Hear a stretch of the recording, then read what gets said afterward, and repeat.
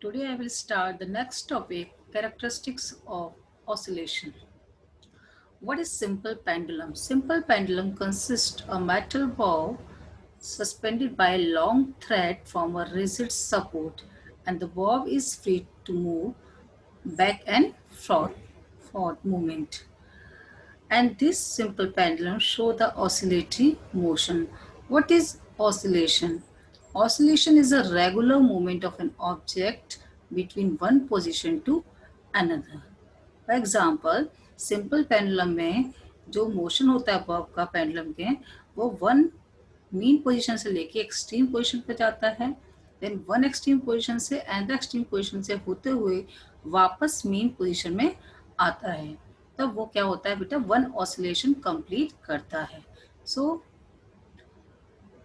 what are the characteristics which describe the oscillation? First characteristic is frequency. What is frequency? The number of oscillation of an object takes per second.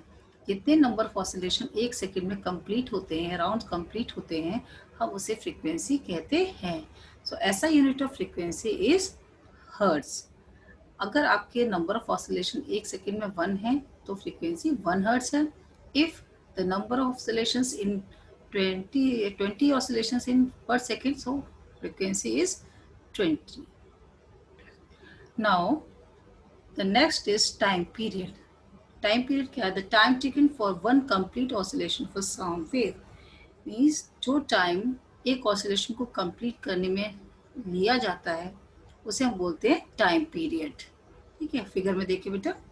Next third is amplitude. What is amplitude? The amplitude of a sound wave can be defined as the maximum displacement or the distance covered by a bob, or that is the greatest distance that a sound wave make up and down. ये maximum displacement है bob का from its mean position to extreme position. This is known as a amplitude. Now the next is, what are the characteristics of the sound? The first characteristic of the sound is loudness. Loudness of a sound depends upon its amplitude. ठीक है, the greater the amplitude, the higher is the displacement of the particle and the higher is the loudness of the sound. जो loudness होती है बेटा वो आपकी amplitude पर depend करती है. अगर आपका amplitude ज़्यादा है sound wave का तो आपका क्या होगा, लाउडनेस ज़्यादा होगी, और अगर एम्पलीट्यूड कम है तो लाउडनेस आपकी कम होगी, यानी सॉफ्ट साउंड होगा. और ज़्यादा एम्पलीट्यूड है तो आपका श्रिल साउंड होगा. तो sound is directly proportional to the square of the amplitude. Okay, अगर आपका लाउडनेस फर्स्ट टाइम है तो आपका स्क्वायर क्या हो जाएगा, आपका 4 टाइम्स जो एम्पलीट्यूड के. ठीक है, the SI unit of loudness is decibel. Now the second property और the characteristic is pitch. Pitch क्या है बेटा? Pitch is a characteristic of the sound by which we can distinguish between a shrill sound from a grave or the flat sound. Even when two sounds have the same loudness, यानी loudness दो अलग अलग जो sounds हैं, एक तो loud voice यानी shrill sound और आपका faint यानी कि flat sound, के एम्पलीट्यूड सेम है तो पिच के बेस पर हम इसको डिफ्रेंशिएट करते हैं साउंड्स को. Pitch is directly proportional to the frequency. If the frequency of the sound is greater और higher, the pitch is also high. For example females and childrens में क्या होता है कि उनकी पिच वॉइस ज़्यादा होती है एज कम्पेयर टू मैन में बेटा. और जो आपके देखा है विंग्स होते हैं मॉस्किटोज के, बीज वगैरह के, उनमें जो वाइब्रेशन होता है वो हाई फ्रीक्वेंसी का वाइब्रेशन होता है, तो उनमें जो आपका साउंड होता है वो कैसा है, लाउड साउंड और the shrill sound. Then next third property है बेटा आपकी क्वालिटी. क्वालिटी क्या है? जब दो साउंड्स के लाउडनेस, दो सोर्सेज, साउंड के दो सोर्सेज हैं, उनकी लाउडनेस और एम्पलीट्यूड सेम है तो हम क्वालिटी के बेस पर दो साउंड्स को डिफ्रेंशिएट करते हैं. फॉर एग्जांपल आपके फैमिली मेम्बर्स को हमने बिना देखे ही उनकी आवाज़ को पहचान जाते हैं किसके बेस पर? क्वालिटी के बेस पर। तो क्वालिटी क्या है? It is also known as a tone. ठीक है, तो इसके बेस पर हम किसी भी व्यक्ति के या दो साउंड्स में डिफ्रेंशिएट कर सकते हैं। Then what are audible and inaudible sounds? So audible sounds जो हम सुन सकते हैं, inaudible sounds जो हम नहीं सुन सकते। तो audible sound क्या होता है? The sound which can hear। ठीक है, its frequency is between 20 hertz to 20,000 hertz। And inaudible sounds, the sounds in which we cannot hear, यानी जो साउंड हम नहीं सुन सकते उसको हम inaudible sounds बोलते हैं। And its frequency is less than 20 hertz or more than 20,000 hertz। And next is the ultrasonic sound। ठीक है, the sound whose frequencies more than 20,000 hertz is called ultrasonic sounds। ठीक है, कुछ एनिमल्स हैं जैसे bats है, डॉग है, cat है, ये अल्ट्रासाउंड प्रोड्यूस करते हैं और कम्युनिकेट करते हैं इसके द्वारा। Then next is infrasonic sounds. The sounds whose frequency is lower than 20 hertz is called infrasonic sound.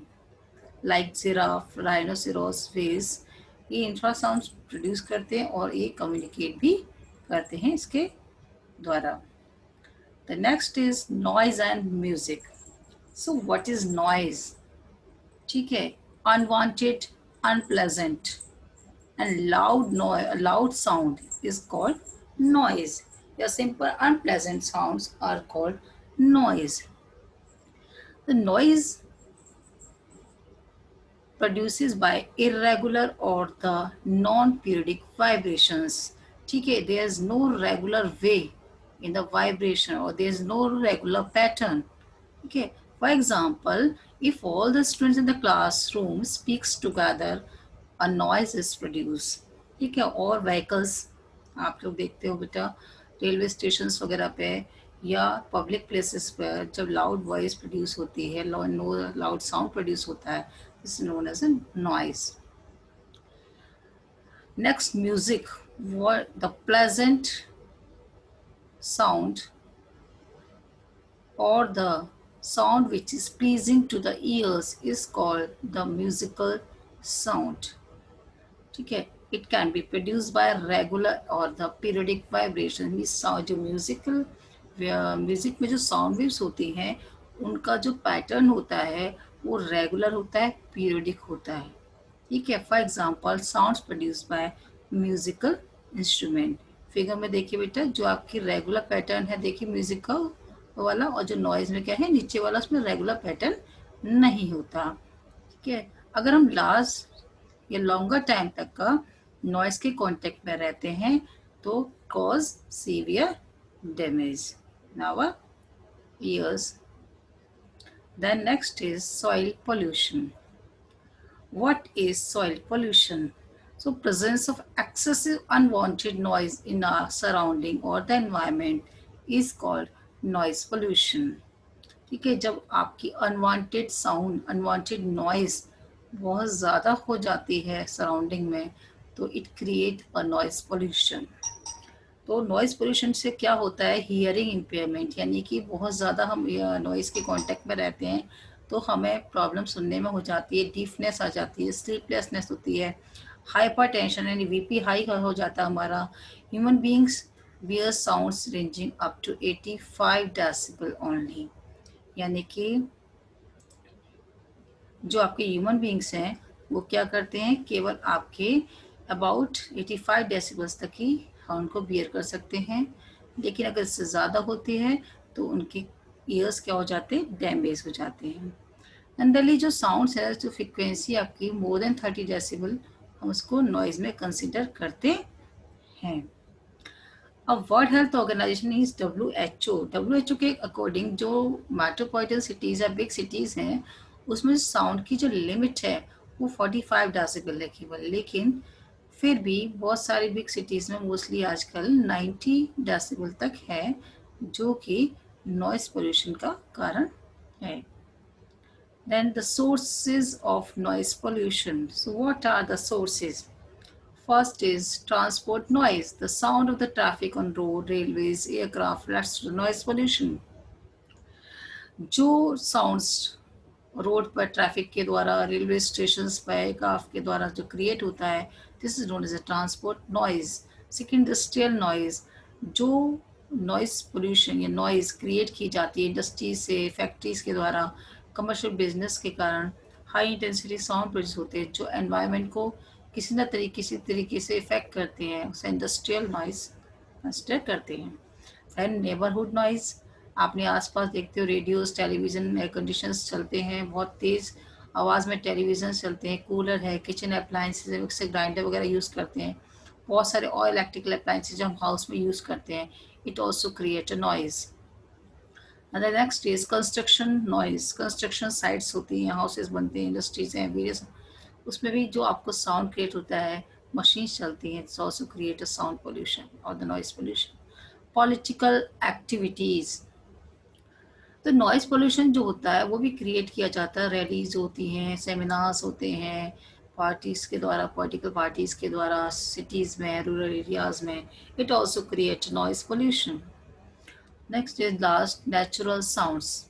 Natural sound for thunder, lightning, thunderstorm, earthquake, volcanic eruption, and sounds of different animals. It also show the unpleasant sound or create unpleasant sound and also cause a noise pollution. Now the last topic is harmful effect of noise. Next topic is harmful effect of noise pollution.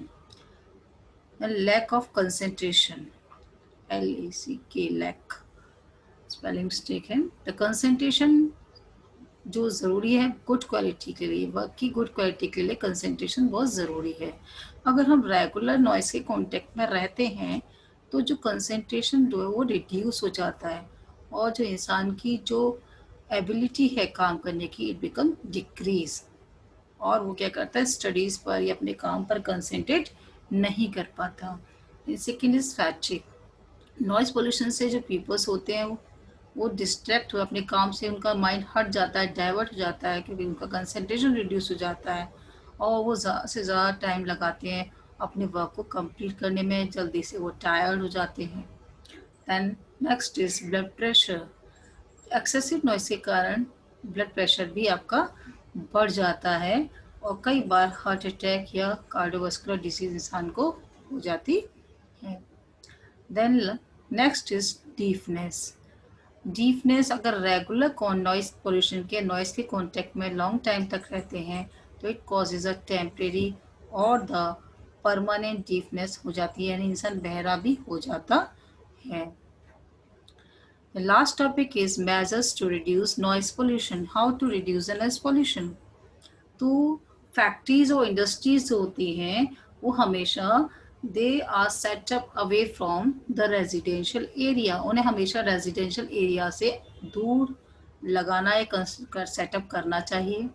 अपनी devices में, vehicles में, machineries वगैरह में, equipments में use करते हैं उसमें हमें साइलेंसर्स यूज़ करने चाहिए ताकि नॉइज़ पोल्यूशन ना हो सके.